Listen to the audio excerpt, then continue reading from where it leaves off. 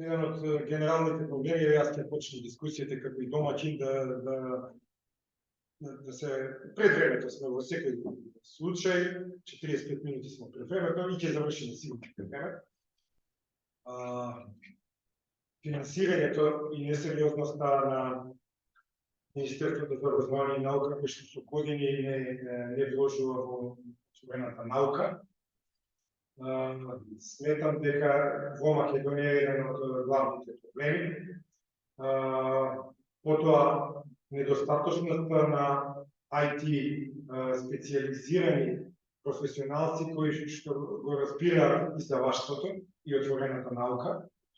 Тоа е втората работа што представува голем проблем. Исто така, незаинтересираност што го нападнав во моето предавање. Не можете вие наука да правите со преку испратени 500 мейлови, а да ви треба 19. Значи, тука morаме проблемот да го бараме кај себе. Значи, веројте ми преку 500 мейлови испрати во последниот месец и со подсетници, дори истории да минали досада. Резултатот 5 студенти, 5-6 професори, еден академик, председател на сдружение, 21 библиотекар, 23 специализанти и тоа е се. Ете, за почетокот толку од мене.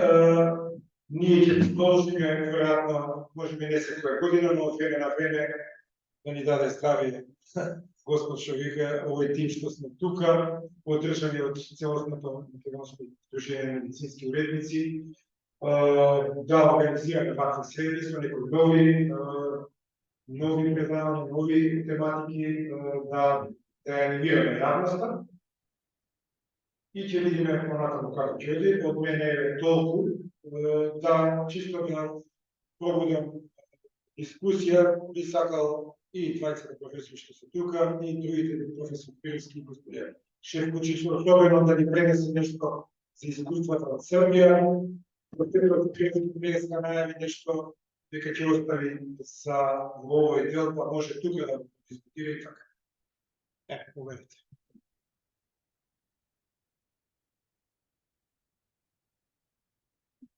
Започни. Да. Може. Да. И погреше јас ви честитам на вашата организација. Мислам дека денешниот настан е многу успешен. Прво од аспект на тоа што, како што рековте, не се нешто многу договаравме, меѓутоа сепак дадовме некој сеопфатен пристап и не се многу повторувавме. Така да од различни аспекти го разгледавме и го представивме, па сега ќе го продискутираме. Публикувањето, уредувањето на списанијата, отворениот пристап, отворена наука, кои се бенефитите, особено за плагиаризам, или повторно истакнатме, мислам дека ќе биде корисно за младите истражувачи, па и за сениорите, за тоа што не треба понекогаш подсетување. Да, и некој професор Спировски ме освежи малку со вештачката интелигенција, бидејќи прилично наблегувам во таа проблематика и мислам исто дека е многу корисно што ме подсети на препораките на Светската асоциација на медицински уредници. Јас би сакала госпоѓата Милица Шефкушич да ја прашам, еве да започнеме една дискусија, бидејќи да на некој начин ни ја покажа мрежата за дистрибуцијата на податоците од нормално од сето она што ќе се публикува, нели како се шират сите тие податоци. И во таа насока би сакала да ја прашам како може едно да речеме помало списание да го зголеми својот визибилитет или да навлезе во сите тие меѓународни датабази да речем, овие повисоко ценетите меѓународни датабази. Јасно ми е дека треба да има цитираност на трудовите, но дали уште нешто, тука има некои други фактори кои што ќе влијаат. Ovo je kompleksno pitanje u pitanju, zato što mi smo u Srbiji dosta radili na tome. Imali smo 2016. godine jedan projekat, imali smo jedno istraživanje koje je prethodilo tom projektu. U anketi je učestvovalo preko 250 časopisa i mi smo u tom trenutku zaključili, oni su se žalili da im je veoma teško da se indeksiraju citatnim indeksima kao što su Web of Science i Scopus. I mi smo tada utvrdili da više od 2/3 njih nikada nije pokušalo da se registruje, da se zapravo prijavi, da aplicira. Međutim, i onda smo mi počeli da im pomažemo na vrlo sistematski način kako da, ne znam, dođu do toga. Prvo bismo im objasnili šta treba da urade sa svojim uređivačkim politikama, kako da privuku autore, kako da, ne znam, poboljšaju infrastrukturu i slično. I čak smo im pomagali da pišu te aplikacije, na primjer za Scopus. Išli smo prvo na neku proceduru koja se zove preevaluacija, koja nije obavezujuća, pa bismo dobili neki feedback od osobe koja je tehnička podrška, koja nije evaluator. I onda bi nam to dalo neke smernice u pisanju tih aplikacija. Ono što ja mogu da kažem, što se tiče poslednjih nekoliko godina, naročito čini mi se od pandemije nadalje, a mi više nemamo ključ, nemamo rešenje za te baze i generalno ne možemo mnogo da pomognemo časopisima. Znači, mi i dalje pišemo te aplikacije, ali odgovori koje dobijamo su nekada potpuno suludi. Naprimjer, imamo jedan časopis kome su rekli, dobro, vi ste u redu, vi ste vrlo kvalitetni, Scopus je u pitanju, Scopus im je odgovorio, vi ste vrlo kvalitetan časopis, dobri su članci, sve je u redu, nisu čak ni loše citirani. Ali znate, malo članaka objavljujete tokom godine i možda bi trebalo da uđete u partnerstvo sa nekim komercijalnim izdavačem kao što je Taylor & Francis. Onda drugi časopis dobije odgovor koji kaže, znate, vi previše članaka objavljujete i prosto niste nam interesantni zato što imamo drugih članaka, niste dovoljno citirani u časopisima koji se indeksiraju. I to su potpuno proizvoljni odgovori. Vrlo često vi kada uradite analizu, vi vidite da znatno slabiji časopisi od tog koji je konkurisao se indeksiraju i prolaze, a vaš časopis ne može da prođe. Ja sam imala takođe jednu situaciju gde sam pre nekoliko godina prijavila jedan časopis zbog vrlo nekorektne, vrlo problematične uređivačke politike, zbog kakve naši časopisi, recimo iz Srbije, nisu prihvatani u Web of Science. Ja sam prijavila taj časopis i Web of Science i Scopusu nije bio isključen. Odgovorili su mi da će ga oni pratiti, da će ga sankcionisati, ako treba nikada ne bio isključen. A uređivačka politika tog časopisa je blagorečeno kriminalna. Tako da jednostavno ja ne mogu da dam rešenje za tu temu. Ono što mogu da kažem, a što ima veze sa otvorenim pristupom, prvo, zašto vi konkurišete u Web of Science i Scopus, ako je očigledno, zašto časopisi konkurišu tamo, ako je očigledno da vama, na primer, jedan repozitorijum ili platforma časopisna dobra, znači nešto što je u otvorenom pristupu, može da obezbedi znatno veću vidljivost. Mi to možemo da dokažemo. Znači, možemo da dokažemo da ako ste stavili nešto u repozitorijum, da će to biti sutra vidljivo u Google-u, da će ga Google Scholar pokupiti, istraživači koriste Google Scholar, da će to biti u otvorenom pristupu, ljudi će moći da čitaju i citiraju, da će to biti u OpenAIR-u i ne znam još u 5 nekih međunarodnih baza podataka. To je sasvim sigurno bolja i veća vidljivost nego ona koju nude Scopus i Web of Science. Znači, razlog zašto ljudi dalje konkurišu, tu su dve zastarele baze podataka, konzervativne, oni sada pokušavaju da uključe, ne znam, veštačku inteligenciju i samo prave haos sa pretraživanjem. Nama, bibliotekarima, postaje problematično pretraživanje tih baza. Da ne pričam da funkcionalnosti Scopusa, koji svako malo puca dok radite izveštaj o citiranosti, su krajnje problematične. Znači, glavni razlog zašto ljudi dalje guraju časopise tamo jeste sistem vrednovanja koji mi imamo u Srbiji, koji vi imate u Makedoniji, koji imaju druge zemlje u okruženju i šire. Da se, to je nešto što se vrednuje. U Srbiji se čak časopisi finansiraju na osnovu toga da li su u Web of Science ili nisu. I to je zapravo vrlo problematično. Ono što ja mogu urednicima da kažem i ono što im kažem jeste prvo, uradite ono što možete što se tiče infrastrukture. Znači ako možete, otvoreni citat, otvorene reference, otvoreni apstrakti, to su inicijative koje treba da podržite jer to utiče na bolju vidljivost. Registrujte se u DOAJ. Znači, tu treba zadovoljiti vrlo složene kriterijume koje se tiču ne citiranosti, nego uređivačke politike i integriteta.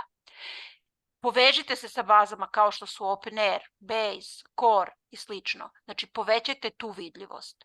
Trudite se da internacionalizujete časopis u meri u kojoj to ima smisla, ne po svaku cenu, ali znači da ipak uspostavite neku saradnju kako vam ne bi prigovarali da je geografska zastupljenost ograničena. Potrudite se da objavljujete što kvalitetniji sadržaj, jer ljudi ipak citiraju ono što je kvalitetno. Mislim, može nešto da bude objavljeno bilo gde, ali ako nije dobro, neće ga citirati u tolikoj meri. I onda možemo da vidimo, možete i meni da se obratite, pa ćemo videti šta može da se uradi. Mi te slučajeve rešavamo jedan po jedan. Znači, kako nam se koji časopis javi, mi uradimo neku vrstu analize, da li ima šanse da prođe u Scopus i šta treba da uradi i onda pomognemo časopisu da napiše aplikaciju. Znači, moja strategija, uradite šta možete da uradite i čekajte da se promeni sistem vrednovanja. Zato što ovaj sistem vrednovanja nije povoljan i naročito je nepovoljan za domaće časopise. Благодарим на godišnje i godišnje atestiranje. Samo uslovi navoda bi nedoglasao za svakakvistost na odgovor od moje lične iskustvo, a i poznanje profesora Toneka, vidite grada Preostan. Od moje pisanje je činilo Special Accreditation izdanje na Filozofski fakultet, odnosno Institutu za specijalne edukacije i akreditacije, kada što ja sramotam. Во два наврати се видов, некаде тоа е 2009 бев одбиен и 2012. Само заради тоа што во референците авторите цитирале автори на кирилица, македонски, српски, руски автори и само тоа ми беше дадено како послушение. Тоа беше првиот пат, а вториот пат исто некоја парна причина беше зашто беше одбиено тоа списание и после тоа веќе во 2017 јас си бев веќе во тоа списание, така да не во фатот бев одбиен. Знам дека имаат барно некаде 3 години по моментот на одбивање, немате право да го поднесете списанието. Треба да почне на да видиме други дискусии, прашања, професор Донев, професор Спировски, доколку сакате. Јас размислувам и ги поврзувам презентациите за предаторските издавачи списанија и презентацијата од професор Спировски за вештачката интелигенција во издаваштвото.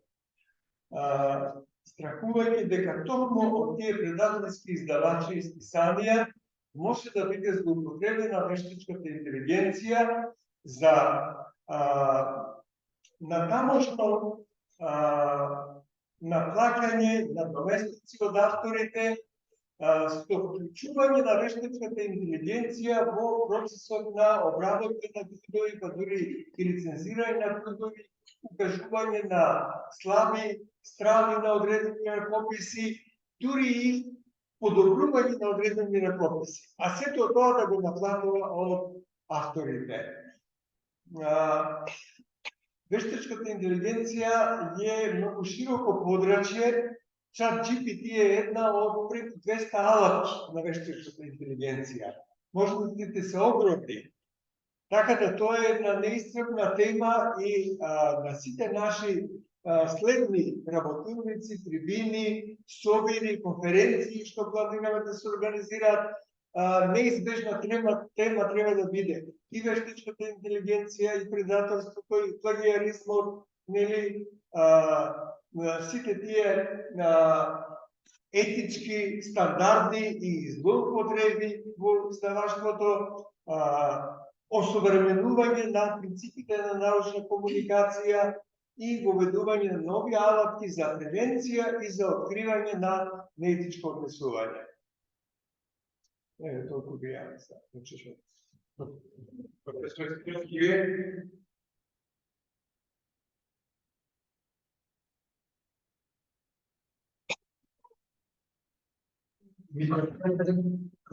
Па, што да кажам, има доста да се дискутира, меѓутоа мислам дека треба да ставиме некаков крај на денешнава трибина или вебинар, во која што многу аспекти беа кажани, што рече Гордана, као да сме се договарале да не ги повторуваме, и ја би додал као да се договаравме да ги усогласиме, односно да ги надополниме. Значи, ако слушателите или оние што не следат и подоцна ќе не следат внимателно го следат, мислам дека многу значајни работи од сите нас од различни аспекти беа кажани и може да им помогнат на младите, па и на поискусните во овие различни аспекти. Овде, по мене, станува многу покомплицирано, бидејќи ние од плагиаризмот со кој што се почна на почетокот, дојдовме до предаторството, кое што се уште не е доразчистено, и се внесе вештачката интелигенција, во која што има и создавање, а еве видовме дека има и хуманизација, значи заобиколување или подобрување. И тоа навидом излегува дека сите овие постапки ќе влошат состојбата на квалитетот, односно на етичките стандарди кои што ние се договараме да ги поставиме и меѓународната заедница од нас бара на што повисоко ниво. Меѓутоа, многу малку се обрнува внимание, ова каже и колешката од Белград, дека многу малку се обрнува внимание на суштината. Ние трчаме по тоа да дефинираме дали е некој или не е плагиат, дали е некој или не е предатор, дали е некој или не е напишан со вештачка интелигенција, дали е некој или не е во Web of Science, и ја губиме основната нишка. Дали е она што е создадено квалитетно и дали тоа му користи на човештвото, на науката во целина. И тука, ако почнеме од тоа, работите не се баш така јасни. Еве, само еден пример. Колешката Гордана кажа за дилемата околу тоа што е годинешна заправо тема на овие денови, околу тоа што е јавно и што е тоа, да речеме, комерцијално. И па, ајде сега да се запрашаме, ако некој автор има податоци, еве таа кажа, кои што може да ги обелодени, а не се обелодени, и би помогнале во јавното користење на тие објективни научни податоци, а нема обезбедено пари, дали тогаш ако авторот обезбеди пари, представува греф? Ако не е греф, тоа значи инвестиција. Но дали е поголем греф што установата не обезбедила буџет за таквите случаи да квалитетот биде достапен на човештвото? Кој е одговорен? Авторот или институцијата? Или идеме понатаму? Ако е некој комерцијален издавач, ако тој му овозможи на авторот побрзо да биде трудот објавен, но е квалитетен, да тој биде достапен, ние имаме податоци 9,5 пати повеќе се цитираат трудовите објавени во отворен пристап, одошто во затворен пристап. Значи, ако авторот сака ова да го објави во комерцијален издавач и при тоа е квалитетен, значи нема други елементи, туку е квалитет, што прави тој лошо? Прави комерцијалниот издавач предаторство? Не. Тој само прави овозможување. Па уште и ако на авторот му е овозможено ова да го плати, па дури 1000, 2000, 5000 евра од парите кои што се предвидени за дисеминација на резултатите од проектот кој што бил во работа или од работата кој што институцијата е задолжена да ја прави, предпоставувам, еве нека биде тоа, да речеме, некој од извештаите што ги прави Институтот за јавно здравје. Што е тука лошо? Ништо не е лошо, само е овозможено. Тука стануваат збрка околу сите тие елементи и ние дискутираме само од еден аспект. Дали е нешто предаторско од некој од елементите на предаторство, водејќи се од премисата дека се што е предаторство не е квалитет.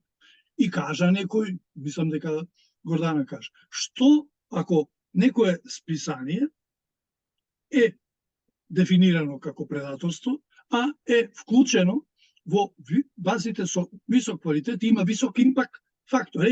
Што е сега? Дали е тоа погрешно класифицирано како предаторско или погрешно предаторскиот часопис е вклучен во квалитативните бази и да не должам.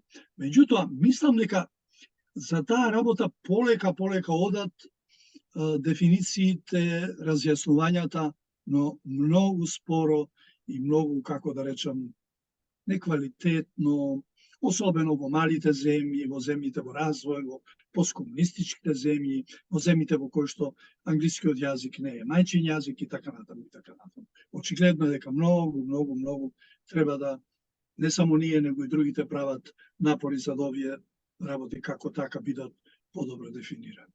Се е сиво, ништо не е црно и ништо не е бело, нажалост. Добро, благодарам за придонесот во овој завршниот дел. Да прашам уште еднаш аудиториумот што е тука присутен или евентуално на Zoom, дали има некој прашање за крај или дискусија, или доколку нема, полека јас ќе за трибината како организатор. Нема да довршам уште многу. Прво, значи, да треба да размислиме ние во МСМО за тоо година дали ќе смогнеме сили и дали ќе успееме средства да најдеме да обележиме 10-годишницата на нашето постоење со една поголема конференција во која што би вклучиле и регионални и интернационални предавачи од Academic Publishing и Scientific Publishing. Би заклучил со тоа, веќе во почетокот кажав, но уште еднаш должна благодарност до сите предавачи, 20 тука и 20 на Zoom. Ми беше големо задоволство. Никогаш не шалам за времето што сум го вложил во организација на нешто, а при тоа не ми точно тоа колку што јас сум замислувал. Например, 31 беа пријавени, од преку 500 мејлови дојдоа 19 денеска. Веројатно и во иднина и покрај тоа што си велам самиот себе си дека ќе престанам да организирам вакви трибини кои што нема некој голем одзив на слушаност, но сепак мислам дека овие предавања се снимани на Zoom, се надам дека ќе се за добар квалитет. Ќе замолив техниката утре да ми дадат линкови со дозвола на вас, предавачите, евентуално би одделе на некој YouTube канал, дали на мојот, дали на списанието, или ќе ви ги дам сите вас да си ги имате, па вие кај сакате потоа дистрибуирате ги. Тоа е фактички во самата цел на отворениот пристап да бидат и дали презентациите, дали овие видео и аудио презентации да бидат достапни за пошироката јавност, која што не можела денеска да дојде или не можела да се вклучи на линкот кој што јас го споделив на мојот Facebook профил. Да ви се заблагодарам вам, кој што во огромен процент останавте до самиот крај, скоро 4 часа, 24. Да се видиме во некоја друга пригода. Многу здравје и многу успеси работи на сите работни места каде што работите вие. Ете толку од нас денес тука. Благодарност и во деканатот на спонсорски за бесплатното слушање на седмици. Ете толку, бидете поздравени и ете да се видиме до година, дали на конференција, дали на некоја следна трибина. Тоа е тоа. Пријатно, покладне и серијално. Пријатно, благодарност за сите. Поздрав.